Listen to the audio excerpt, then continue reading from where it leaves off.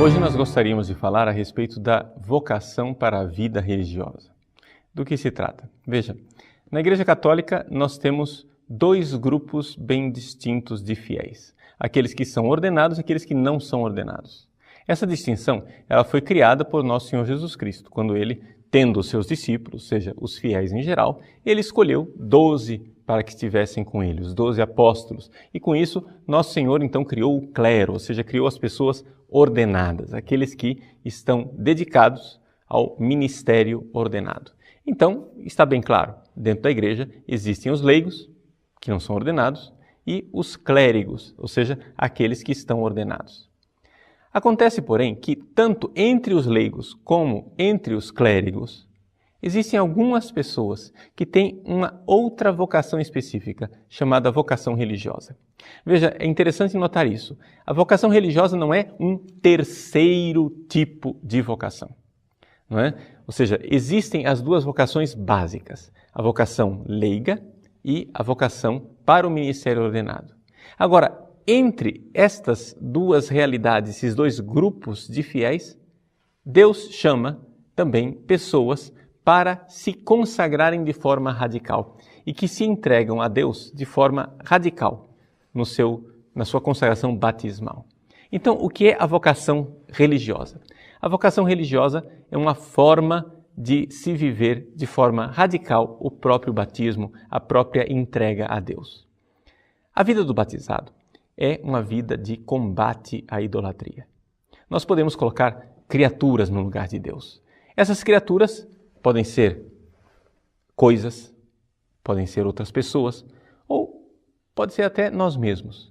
Então, numa vontade decidida de combater a idolatria, essas pessoas adotam um estilo de vida que nós chamamos voto de pobreza, castidade e obediência.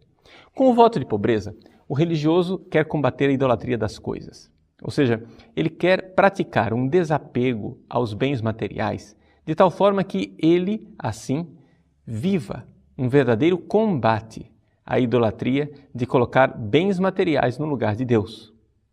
Depois, ele também pode colocar pessoas no lugar de Deus. Pois bem, ao colocar pessoas no lugar de Deus, ele combate isso com o voto de castidade. E é uma castidade que não significa simplesmente não ter relações sexuais, mas que é muito mais profunda do que isso. Uma castidade que significa amar sem possuir. Por exemplo, quantos religiosos vivem as transferências, principalmente naquelas congregações de vida apostólica, onde as pessoas são transferidas de um lugar para o outro e devem exercitar continuamente o desapego, um exercício do amor que não possui. E então, com isso, estão combatendo a idolatria. E, finalmente, a idolatria da sua própria vontade, das suas veleidades, dos seus caprichos, onde eu gostaria de ser Deus e gostaria que fosse feita a minha vontade assim na terra como no céu. Pois bem, isso não acontece se você viver a obediência. E o voto de obediência do religioso é muito mais radical do que simplesmente uma obediência que é vivida por um leigo ou obediência que é vivida por um sacerdote diocesano. Trata-se de uma obediência mais ampla, onde, de fato, a pessoa, de alguma forma, é quebrada naquela obediência. Vejam que o religioso, de alguma forma, ele adota um estilo de vida que, por si mesmo, tem uma finalidade: a sua salvação pessoal. É interessante notarmos isto, que cada vocação tem em vista o bem da igreja toda. Porém, o religioso, ele não se define por aquilo que ele faz, mas por aquilo que ele é. Porque aqui algumas pessoas não sabem distinguir entre a vocação religiosa e a vocação do padre, não é? Ou seja, o padre, a pessoa ordenada, ele tem um ministério, ele tem uma função dentro da igreja. É claro, ele se entrega, ele se consagra, ele dá a sua vida, mas dá a sua vida para um ministério específico. O padre é uma pessoa que é sinal, que é sacramento, que tem função dentro da igreja.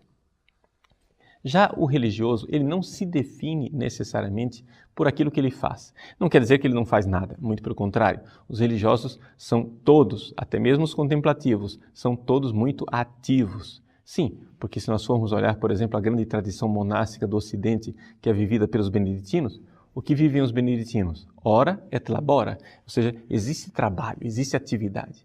Um monge não é uma pessoa que fica de braços cruzados esperando o tempo passar, nada disso.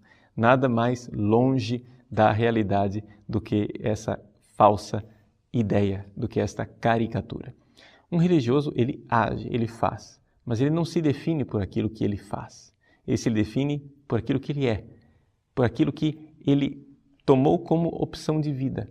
Então, o voto religioso, o voto de pobreza, obediência e castidade, que são aqueles característicos da vida religiosa, na verdade, marcam este estilo de vida de combate à idolatria, que é típico daquilo que é o testemunho dos religiosos. Ao fazer isso, o religioso ele se converte pessoalmente, ele salva a sua alma pessoalmente. Mas também, ao fazer isso, já que ele faz parte da igreja, como membro da igreja, ele também faz um bem imenso à igreja e dá testemunho. O religioso, portanto, ele tem uma vocação profética. Em que consiste a vocação profética do religioso? O profeta do Antigo Testamento é aquele que combate a idolatria. Você se lembre disso.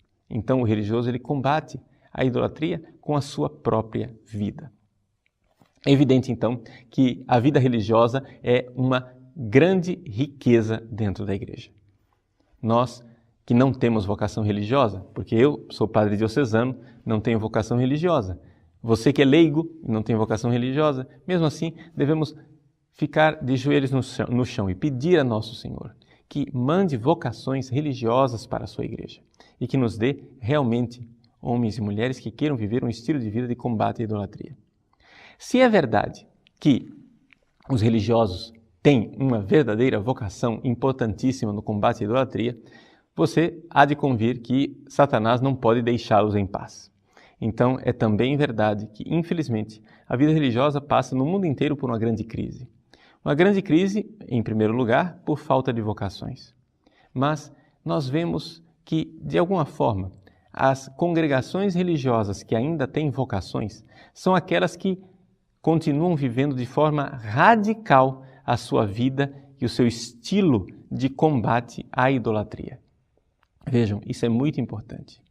Sim, existem congregações definhando e, sinceramente, pelo estilo de vida que algumas delas levam, é melhor que definem mesmo. É melhor que fechem as portas, porque algumas congregações deveriam aprender a bem morrer, ou seja, fazer esse exercício de bem morrer e saber que o seu tempo passou.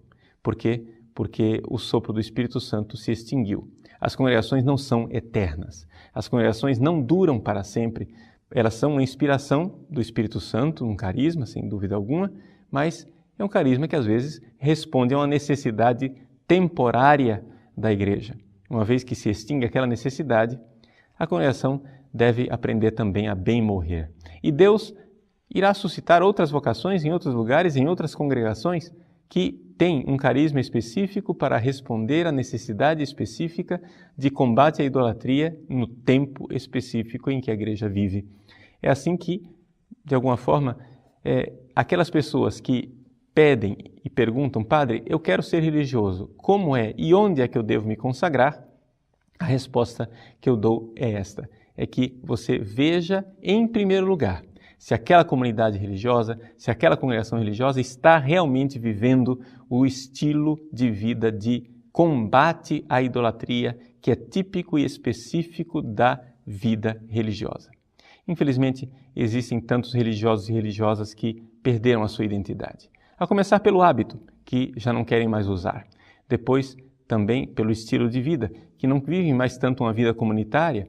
Quantos religiosos e religiosas vivem agora uma vida leiga, trabalhando em repartições públicas e simplesmente preocupados em trazer algum dinheiro para o caixa, para ver se conseguem sustentar uma congregação que, no fundo, é uma múmia que continua de pé, mas na verdade já está morta.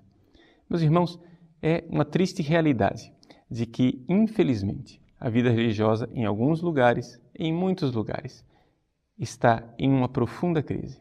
Mas essa crise passará porque as vocações vão se extinguindo, os noviciados vão se esvaziando e fechando, e assim Deus fala através dos fatos históricos. Deus abençoa com a fecundidade as congregações que são fiéis a Ele, e Deus amaldiçoa com a esterilidade àqueles que optaram pela idolatria. Isso é a vida religiosa. A vida religiosa é um combate à idolatria, é um dom de Deus para a sua igreja. Reze para que eles continuem fiéis à vocação que lhes é própria e que nós sejamos agraciados com tantos irmãos e irmãs que, santos e santas de Deus, combatam a idolatria e deem esse grande testemunho profético dentro da igreja.